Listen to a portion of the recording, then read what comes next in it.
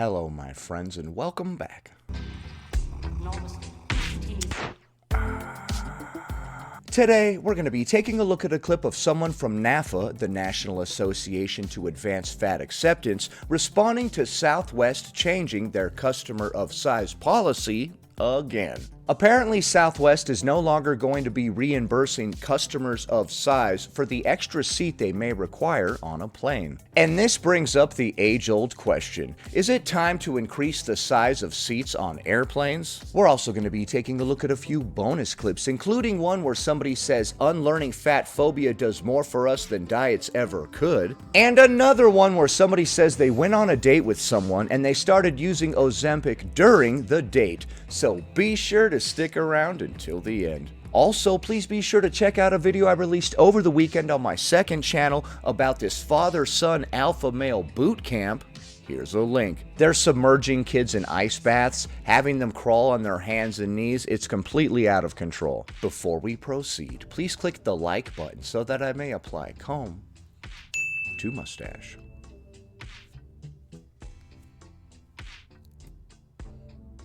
Hey y'all, I'm Tigress. I'm the Executive Director of NAFA, the National Association to Advance Fat Acceptance.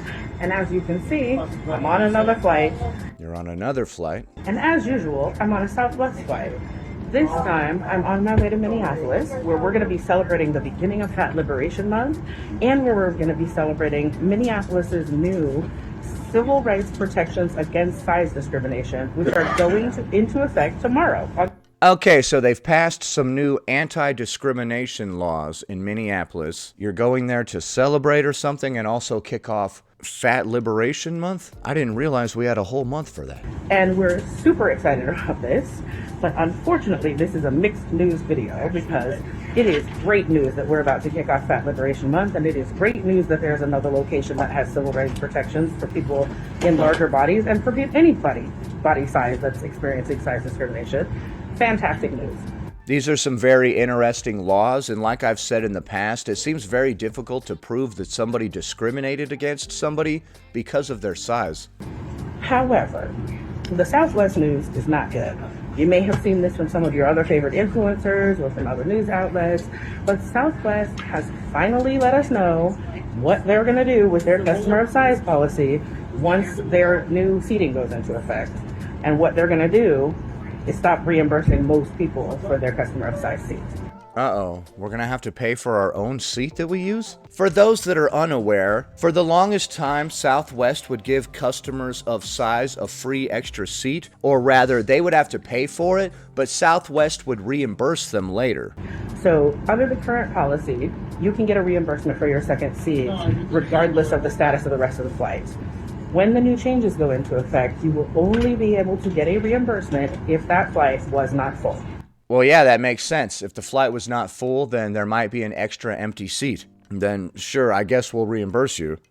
That means they have the same policy as Alaska Airlines, and that you're taking the same, you might be spending the same amount of money as you're spending on other airlines that don't offer any kind of reimbursement at all.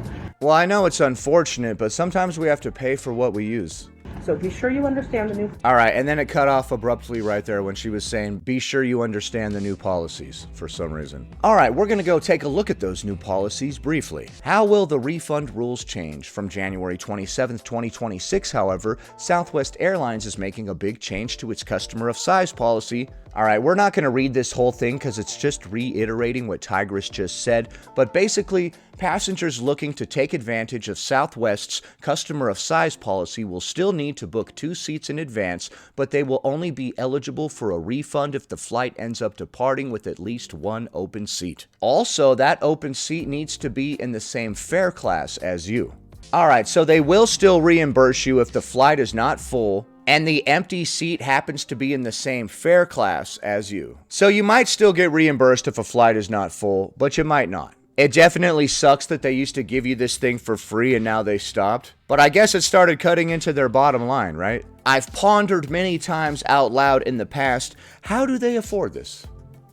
Are they running this airline off of goodwill alone? They were able to pull that off for a couple of years, but I guess eventually they started needing to make money. Next. She's going to be responding to this comment that reads, as someone who was obese and is now a healthy weight, it's absolutely about being honest with ourselves and stop making excuses. I made excuses for years, and when I stopped lying to myself and made a real effort, my life, and then it cut off. This is why I say that unlearning our internalized fat phobia does more for our own health and the health of everybody around us, including children and young people, than any diet ever could. Because coming on the internet, seeing... Because they said they were able to lose weight once they stopped making excuses? Okay. A video where a fat person says calories in and calories out actually doesn't work. And this is your comment, and you're projecting... Okay, this comment was left on another larger person's video who was saying that calories in, calories out doesn't work. And we're getting upset at this person. They said that they were obese and they're now a healthy weight. It's absolutely about being honest with ourselves and stop making excuses. Okay, so that person actually lost weight. That's why they were leaving that comment underneath somebody's video who was claiming that calories in, calories out is nonsense. This person is like, actually I lost weight, so it's not nonsense. Now we're gonna try to educate this person that actually lost weight using calories in, calories out about how calories in, calories out doesn't work. All of this onto someone you don't know, that's a lot. What? What's a lot? You don't seem to have a good retort. Projecting all of this onto someone you don't know? What do you mean they're projecting? They said they lost weight. That's a lot. That's a lot. First of all, I wasn't asking. Okay, that's a strange response to this. That video was not a call to action for diet and weight loss advice. I literally don't care. I am not going to spend my life where... Okay, well, they're actually responding to some claims that you made. You said calories in, calories out is nonsense, or this was left on a video where somebody was saying that, and they're actually responding. They're saying, actually, no, it's not nonsense. I lost weight once I started holding myself accountable. That's what they said. Worrying about calorie deficits, calories in, calories out. That's really boring. I have more important things to put my attention to. Okay, but do we have any complaints about our size and or limitations? If counting calories is really effing boring and we don't have time for that and we don't want to do it and everything, that's fine. But do we also have complaints about not fitting into this, not finding clothes at the store, etc.? No, that doesn't mean I don't care about my health. Don't get it twisted. But this is really harmful because... This is just open debate, right? They were like, actually, I think you're wrong for these reasons. If we don't have a good retort for that, we don't have a good retort for that. If this is the kind of way in which you're speaking to people, there are people who are going to internalize this. But did you hear the words that they said? And again, it's a projection. I get that. What do you mean by that? They said that they lost weight. How is that a projection? Calories in, calories out is nonsense. Actually, it's not. I lost weight once I started holding myself accountable and I stopped making excuses. You're projecting. Projecting what? What are you talking about? You're projecting your own ability to succeed using a calorie counting system. What? Typically, you project your own insecurities and personal issues onto somebody, not your tales of weight loss or whatever. Like what? But like, this is really negative. It's called a retort to what you said. You made some bold claims saying that calories in, calories out is nonsense on the public internet, which is why you got this person responding saying, actually, that's nonsense. This isn't problematic. This isn't projection. This is called open debate. And I wouldn't speak to anybody in this way.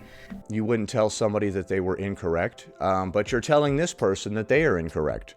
And I just think that if you genuinely wanted to help fat people or care about fat folks, maybe don't be so negative. Or that's not negative. They said that they lost weight when they started holding themselves accountable and they stopped making excuses. That seems very positive to me. Perhaps it's something that we don't feel like doing in our own personal lives, but that doesn't make it negative. Abrasive. Also, don't offer diet advice when it's not actually warranted or asked for. You know, consent is a real thing.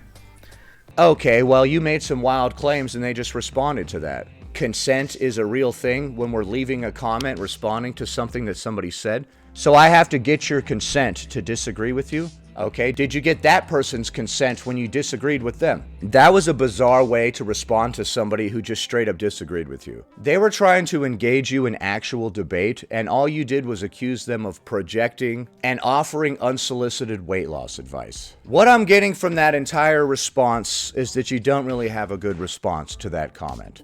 Next. Caption on the screen reads, "The time I went on a date and the guy did his Ozempic shot during the date." What? I can't stop thinking about the time that I went on a date and the guy did his Ozempic shot while on the date. I wouldn't be able to stop thinking about that either. What the heck? Did he offer you any? He's like, you want like half of this? I'll hit me with like the first half. You can have the second half. Yeah? No? He whipped his pants leg up. Dude, why am I having a hard time believing this? When people tell me bizarre stories, I tend to not believe it. Or actually, I tend to look into your eye and see if you look and feel like the type of person to make up these wacky stories. Stuck the shot in, and I was like, what was that? And he was like, that's my Ozempic. I don't know why, dog, but I don't believe her. I'm sorry. People make up the weirdest stories just because their lives are boring, I guess. You know what I did yesterday? A bunch of boring crap. Like I went to the store, did a bunch of regular stupid crap. Nothing cool happened at all. Nobody said anything funny to me. The other day I was at a restaurant and somebody said something about my mustache. Some young man that worked there was like, hey, nice mustache, or some crap like that. It was really bizarre. No, I'm not making that up. That would be freaking pathetic as hell. That's not the first time that some dude has randomly made a comment about my mustache. That was like the second, maybe the third time. You would think I would have a better memory of these events, right? Because it's so freaking weird, but next. Hi, I'm Becky Wilson, Hi, Becky Wilson. one of the legacy donors to FatCon.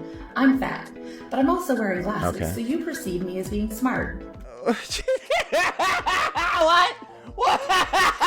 What? That is one of the most bizarre lines that I've ever heard. I'm fat, but I also wear glasses, so you perceive me as smart. Hi? Nice to meet you too. That was a very strange way to introduce yourself. My name is Cynical. Did you know that studies show that people perceive fat people as being less intelligent than thin people?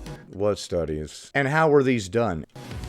Changing perceptions Are you wearing a bunch of ice cubes around your neck? in our culture is part of fat liberation, which is why it was so important to me. Changing perception is part of fat liberation. Okay. I don't know why we would waste our time trying to change other people's perception of us when we should be learning to love ourselves, right? Like we should be working on ourselves, learning to love ourselves, not wasting a whole lot of time on what other people perceive. That's not going to serve us well. To put big financial support behind fat liberation events like FatCon. Oh, you want money? Okay. FatCon works toward fat liberation by creating a space where fat people can build community.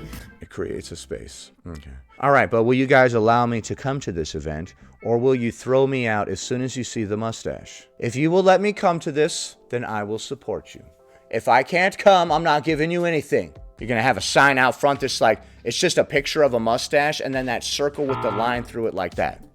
Don't do that. Don't do me like that. Provide education and support fat-owned businesses. And we're not just fat. FatCon is racially diverse and Support fat-owned businesses. You want me to specifically shop at stores because they are owned by somebody living in a larger body? How do you determine this when you walk into a store? You're like, let me see the owner of this joint. For some reason, the owner happens to be in the back room and they come out and they're like a size 6. And you're like, shh, get out. I'm not shopping here, dude. disabled and queer and artist. I could add ands all day long. It adds up to us being a beautifully complex group of fat humans whose mere existence pisses off fascists. Okay. Now, I'm going to take off my glasses for dramatic emphasis. Wait a minute. Where did the genius go that was here just a moment ago? Now we've got some person that lacks glasses over their eyes? What? I can't trust your qualifications now with the lack of glasses, unfortunately. FatCon needs your help. In the wake of recent political environment and the current administration, a lot of the funding that keeps FatCon going has dried up and disappeared. Because of the current administration and the political environment? Why would that make people stop donating to FatCon?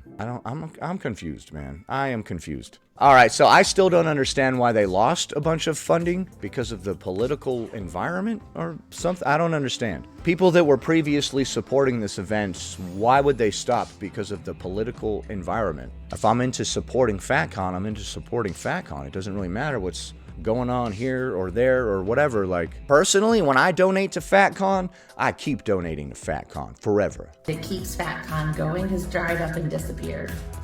If you have big financial privilege, then join me in giving big to FatCon. And if I'm broke as hell, what shall I do then? Get some perks. Get a tax-deductible donation and employer matchable. Piss off the government by denying them some money. I don't know if that's going to make them angry. And honestly, I don't want to make them angry. Government, I don't want to make you angry, just so we're clear, okay? Me and you, government, I'm not trying to make you angry. I do not support any of these people that stand against you. But not everyone has that kind of financial privilege, and we still need your help. Even giving $10, $25, $50 a month adds up to big support for FatCon. Okay, can you give me $10, $20, $50 per month, please? Another donor has dedicated money toward matching donations just like that, and that makes your donation go even further. Okay. Well, I don't really care if somebody's going to match my donation. Maybe that person should put up the entire donation then. Now I'm putting my glasses back on for the big finish. Okay. Go to fatcon.org and click support to find out your options for giving. You could become a critical part of the foundation that is I could? FatCon and Fat Liberation. Thanks for your help. Okay, so FatCon wants my donations. There are so many people just asking for random donations these days. Every other person has some sort of GoFundMe or a link tree where you can send me money. Here's my Cash App. Please give me money. I sound old, right? But either way, it's just annoying. Everybody's just like this, like, hey man, could you please donate to me? Like, you know, that's a funny coincidence. I'm also accepting donations right now. You could support a mustachioed gentleman today. For just $5 a month, you can help a poor bastard with a mustache get enough coffee to get him through the day. Alright, so that was bizarre, and I disagree with all of the aforementioned, but what do you think? Is it nonsense that Southwest is basically getting rid of their customer of size policy? Does unlearning fat phobia do more for us than diets ever could? And are you going to be donating to FatCon? Leave a comment below. Happy Tuesday, everybody. Anyway, that about does it. Thanks for watching, commenting, liking, and subscribing. And I'll see you in the next one.